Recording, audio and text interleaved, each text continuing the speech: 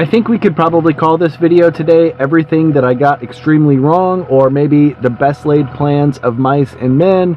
Nevertheless, let me tell you all about it by starting back at the beginning of the day. This is obviously not my truck, and of course not my trailer, but my truck is sick right now, so we're borrowing my cousin's truck. We're headed south and we're gonna go pick up the skid loader. I'll have to explain to you what all is going on, but suffice to say, the skid loader that I thought was going to be a good purchase because it would be a longevity thing that didn't need a lot of work. It needed a lot of work, and I hadn't used it a ton before it needed all that work. I'll try to give you some updates on it or explain what's going on.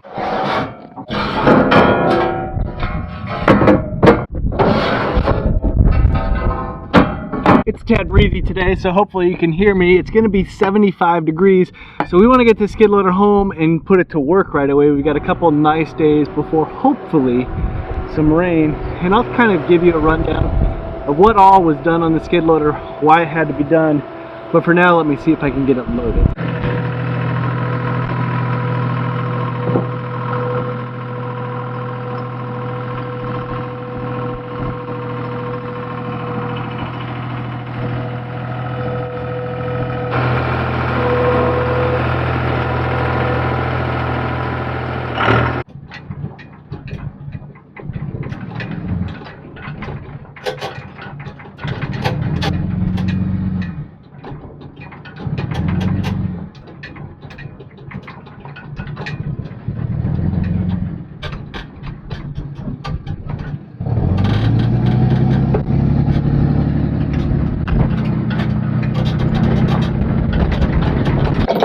As you can see, we got this thing home. It did not, well, it loaded fine, and then there was just some things that were just, well, they just didn't seem quite right, or the way that I'd remembered it, although it's been a month since I took it down there, and so we messed around with it. We popped the cab back up on it while we had it on the trailer. So we are finally home. I'm gonna unload it, and then maybe I'll hook up the bale forks, move a bale of hay, and kind of tell you what all we did. There was, not we, I guess I'll tell you what we paid for to have done. There was a lot of stuff done.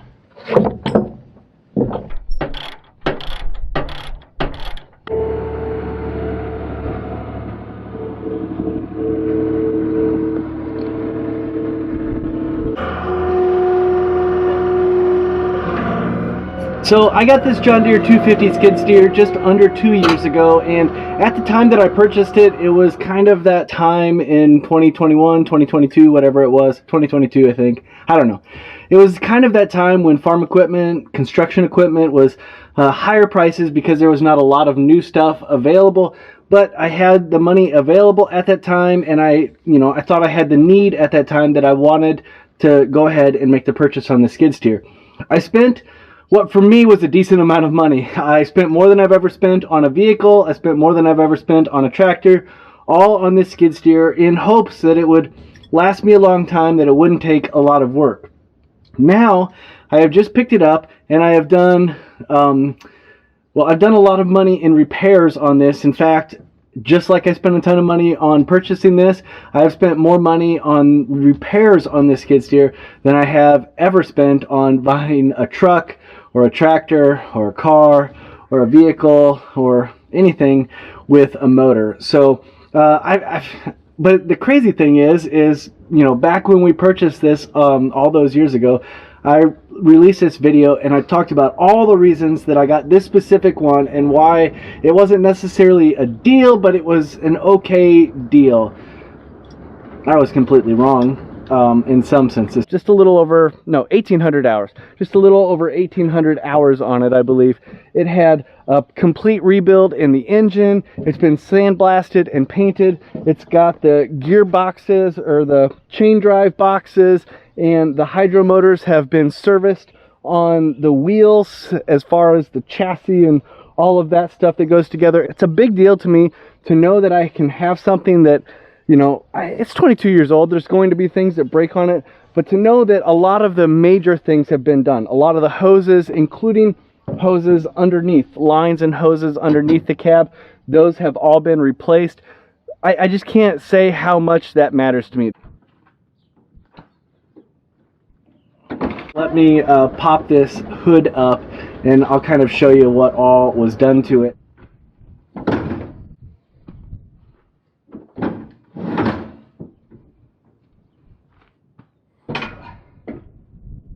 As you can tell, lifting up the cab on this was not my forte, but now we are inside. Underneath, right here is underneath the seat, obviously, and what we replaced is underneath all of this. Right back here, I believe that's your main hydraulic pump. We replaced that, and then right here we replaced what would technically be called a gear pump. I believe they are both connected together. We got them as one piece. They're a remanufactured piece with a little bit of a warranty on it, so that was a good idea, or a good thing, I guess. And then also on either side, I don't know exactly where it is, but we replaced or had the parking brake fixed on, so now we have a parking brake. There was a lot of labor, a lot of work that went into this, and a lot of money spent on parts as well, so it was just all part of it and a piece of it. Like I said, we're in pretty deep on this now, and so now I'm nervous about using it and nervous about every little thing that I do with it as we work on this and put it to use. So I guess my plan is just to, work it as hard as we can over the next couple weeks and see how everything goes. We have plenty to do. It's just deciding where to start first.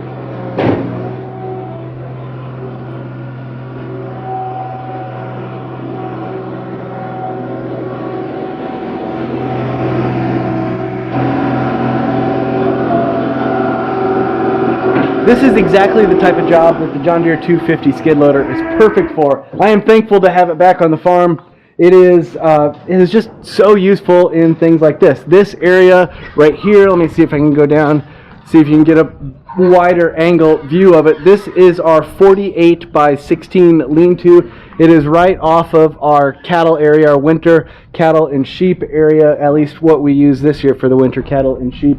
But we use this all year long. It's a safe space for the cattle and the sheep to run in. We just got done raising a batch of broiler chickens in this area for the winter, and it worked great. Deep bedding, it was amazing for that. Now we're getting ready to lamb in here. It's just a multi-purpose area of the farm that we can keep the livestock in, and then on the other side of it is kind of machinery and utility storage. But so far, the skid loader's working pretty good.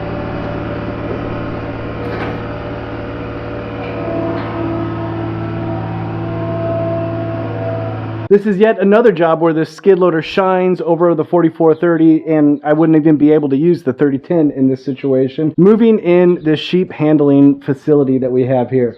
Now, I haven't shown this to you yet. We just got it last fall. It is a completely farmer built, just with things that a farmer had on his farm, sheep working facility, but it is amazing. It's got a chute.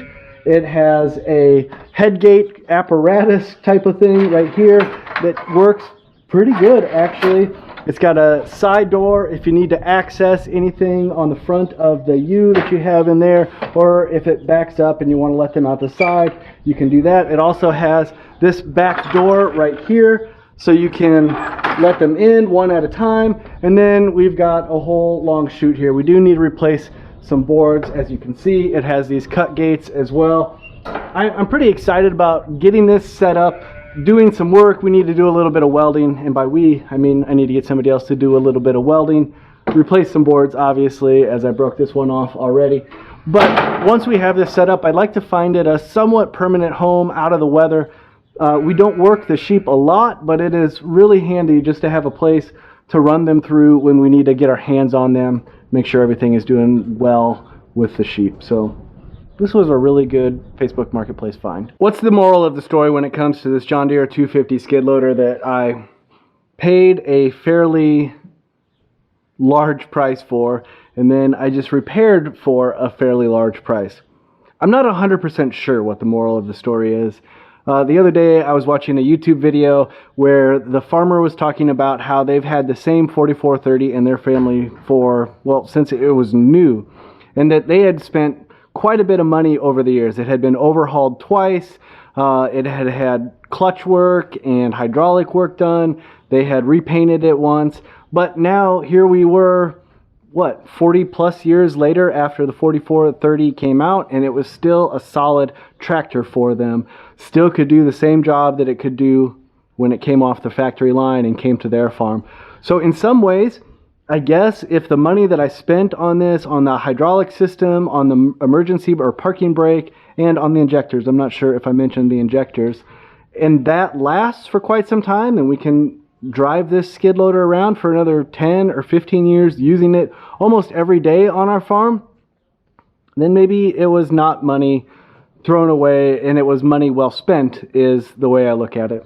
I don't know what the longevity is on these John Deere 3-cylinder diesels. I don't know if they're in the same frame as a John Deere 4430 or a 4440 or a 4020, but right now this is what I have. That's what I put into it.